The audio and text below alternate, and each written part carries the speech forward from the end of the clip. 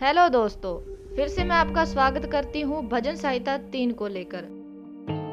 विद्वान इस बात पर विश्वास करते हैं कि यह भजन दाऊद ने उस समय लिखा जब वह अबशालोम से अपनी जान बचाने के लिए भाग रहा था। अबशालोम दाऊद का पुत्र था। वो राज्य का राजा होने के लिए दाऊद को मारना चाहता था, इसलिए दाऊद अपनी जान बचाने के लिए भागा। पर खास बात हम पाते हैं कि वो परमेश्वर के पास अपने सारे विरोधियों के कारण विनती करता है। इस सारी घटना को आप दूसरा शमूएल 15 अध्याय से 18 अध्याय तक आप पढ़ सकते हैं कि किस तरह से दाऊद भागता है। तो चलो अब हम इसे समझने की कोशिश करते हैं। भजन संहिता 3। हे यहोवा, मेरे सताने वाले कितने बढ़ गए हैं, वे जो मेरे विरुद्ध उठते हैं बहुत हैं। बहुत से मेरे प्राण के विषय में कहते हैं कि उसका बचाव परमेश्वर की ओर से नहीं हो सकता। परंतु हे यहोवा, तू तो मेरे चारों ओर मेरी ढाल है।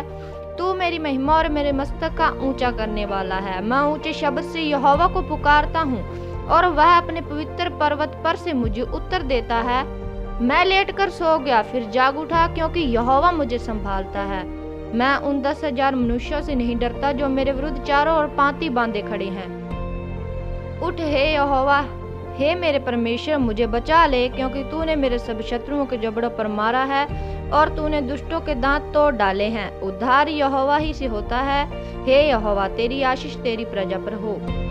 जब हम इसे पढ़ते हैं 1 और 2 आयत में वो परमेश्वर को बताता है कि उसके विरुद्ध में लोग उठ खड़े हैं।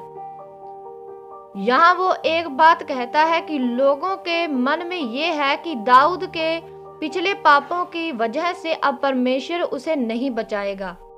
3 और 4 आयत में दाऊद का भरोसा है कि परमेश्वर ही है जो उसे बचा सकता है।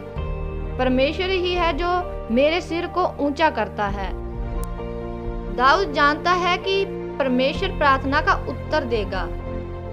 5 और 6 आयत में यहाँ कुछ बातें दाऊद अपने जीवन में अनुभव कर चुका है कि परमेश्वर संभालता है। अपने अनुभव की वजह से कहता है, तू मेरे चारों तरफ पांति बांधे है।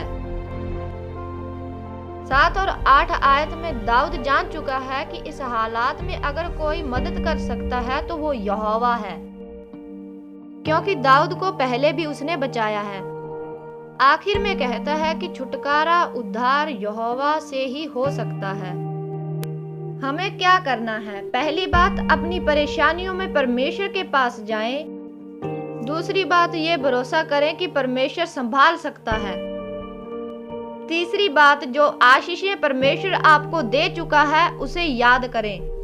चौथी बात, भरोसा रखें कि वो जीवित परमेश्वर है और प्रार्थना को सुनता है। आप दूसरों को भी बताएं कि उद्धार परमेश्वर के पास है, छुटकारा परमेश्वर के पास है, आत्मिक आशीषें परमेश्वर के पास है। इसी के साथ मैं आपसे लेती हूँ अलविदा। परमेश्वर आपसे फिर से मुलाकात कराए भजन संहिता 4 को लेकर। तब तक के लिए आप अपना ध्यान रखें, परमेश्वर में बढ़ते जाएं। परमेश्वर आपको आशीष